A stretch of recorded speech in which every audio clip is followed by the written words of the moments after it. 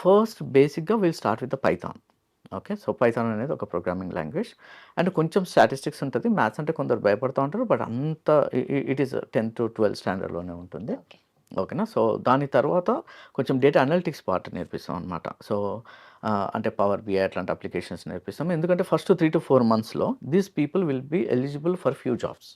So, data అనలిస్ట్‌గా అట్లా వెళ్ళడానికి ఉంటుంది. ఎందుకంటే ఓకే. ఇంట్లో ప్రెషర్ ఎక్కువ ఉంటుంది. Okay. Okay. Parents they wanted them to settle well quickly. So, ఆ తర్వాత ఇది అయిపోయిన తర్వాత so, they will be doing lot of projects. Hmm. ఓకేనా. సో, సో, దానికేంటంటే there is lot of data already in the market. So, వాళ్ళకి ఆ sources ఇస్తాము. And even they can స్క్రేప్ their own data. అంటే ఓకే. వాళ్ళే ఒక ఫ్లిప్‌కార్ట్ వెబ్‌సైట్ ఉందనుకోండి example. ఆ data they can స్క్రేప్ by themselves అలా కూడా నేర్పించేస్తాం. హ్మ్. So, they can do lot of these projects. Okay. ఆ తర్వాత మెషిన్ లెర్నింగ్ అని ఉంటుంది. So, machine learning, deep learning, NLP ఇప్పుడు మనం జనరేటివ్ ఏఐ ఇవన్నీ మాట్లాడుతున్నాం కదా! హ్మ్. సో, ఎన్ఎల్‌పి అని ఉంటుంది. So, okay. ఇందులో మళ్ళీ చాలా ఉంటాయి. మళ్ళీ కంప్యూటర్ విజన్ అని ఉంటుంది. ఇలా చాలా ఉంటాయి. సో, ఓవరాల్ ఏంటంటే minimum 6-7 months, 8 months, 9 months it all depends on the batch. కొన్ని బ్యాచ్‌లు చాలా ఫాస్ట్‌గా ఉంటాయి. సో, క్విక్ లెర్నర్స్ ఉంటారు.